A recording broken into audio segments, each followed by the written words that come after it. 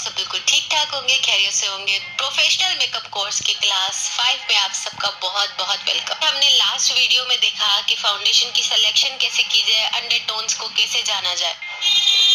तो आज जो है ना, वो हम ये जानेंगे कि किस तरह से फाउंडेशन की ऑक्सीडाइजेशन से बचा जाए। जो फाउंडेशन ब्लैक, तो उसको पूरा सीखेंगे। मिक्सिंग मैचिंग फाउंडेशंस की किस तरह से, कस्टमाइजेशन किस तरह से की जाए जो प्रोफेशनली की जाती है, तो वो सब सीखेंगे। मेरे चैनल पे न्यू ब्लैक और डार्क ब्राउन और ब्राउन स्किन टाइप्स होती हैं, स्किन टोन्स होती हैं, इनका भी जो है अंडरटोन कूल हो सकता है, यानी कि पिंकिश हो सकता है। जरूरी नहीं है कि आप इस तरह के लाइट शेड के हो या फेयर के हो फेस आपका, तभी आप कूल अंडरटोन में आएंगे। आप अगर आपका कलर डार्क ब्राउन है, ब्लैक है, तब भी आप कूल अंडरटोन में आ सकते हैं। और अगर आप बहुत फेयर हैं, तभी भी आप जो है वार्म अंडरटोन में आ सकते हैं। एक बात आपने याद रख लेनी है कि undertone has nothing to do with your skin tone, ठीक है। अंडरटोन अलग है, स्किन टोन अलग होता है, सही है। तो अंडरटोन भले से आप जितने भी फेयर हैं, आपका येलो भी हो सकता है।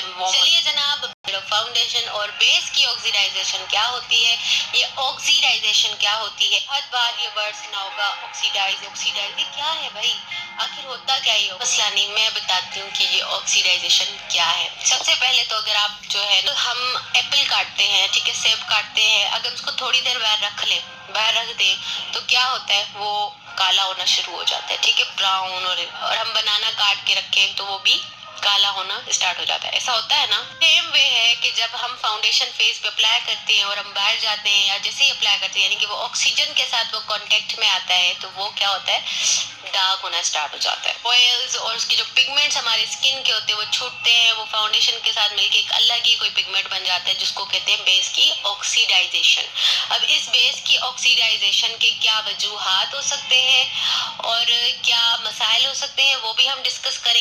भले से कोई भी आपका कलर है, अगर आप अपने फेस पे एक मैचिंग फाउंडेशन शेड लगाते हैं और फिर वो ही डार्क हो जाए, तो वो एक अजीब सा पिगमेंट बन जाता है आपके फेस पे। क्या हो सकती है कि आपने सीटीएम स्किप कर दिया। सीटीएम क्या है, इसके लिए आपको फर्स्ट वीडियो देखनी पड़ेगी, फर्स्ट क्लास। फिर जो है आप स्किप करते हैं न्यूट्रलाइजेशन, यानी कि कंसीलिंग या फिर कलर करेक्शन नहीं करते हैं बेस लगाने से पहले। उसके बाद क्या, स्किपिंग सेटिंग, यानी किसी पाउडर के साथ सेट नहीं करते बेस को, बस यूं ही छोड़ देते हैं, एंड देन वो जो है वो ग्रे हो जाती है, ब्लैक हो जाती है। ग्रे होना अलग है, ऑक्सीडाइज होना अलग है, ठीक है।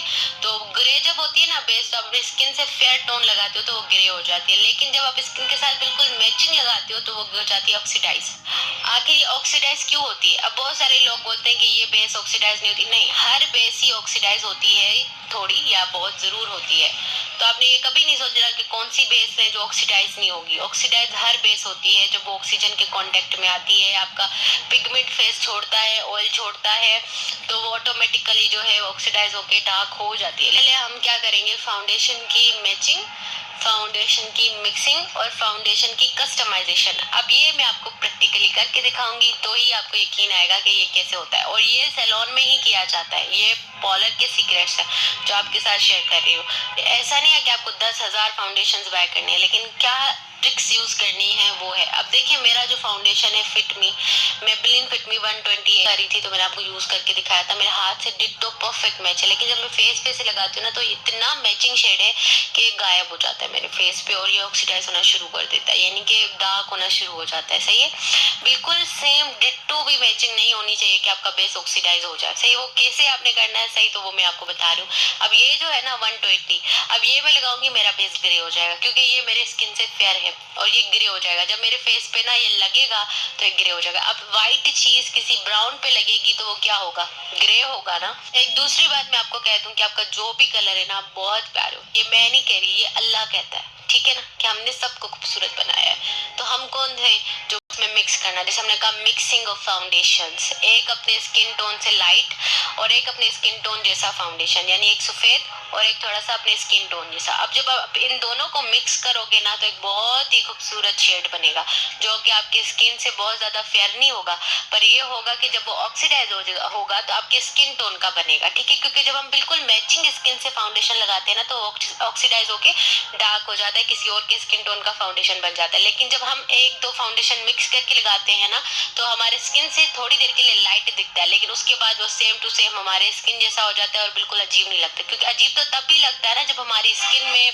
लग के वो कोई और कलर बन जाता है। ये आप देखें शेड के, ये कितना खूबसूरत शेड बन गया। जब मैं फेस पे इसको लगाऊंगी तो ये बिल्कुल सेट हो जाएगा थोड़ी देर के बाद।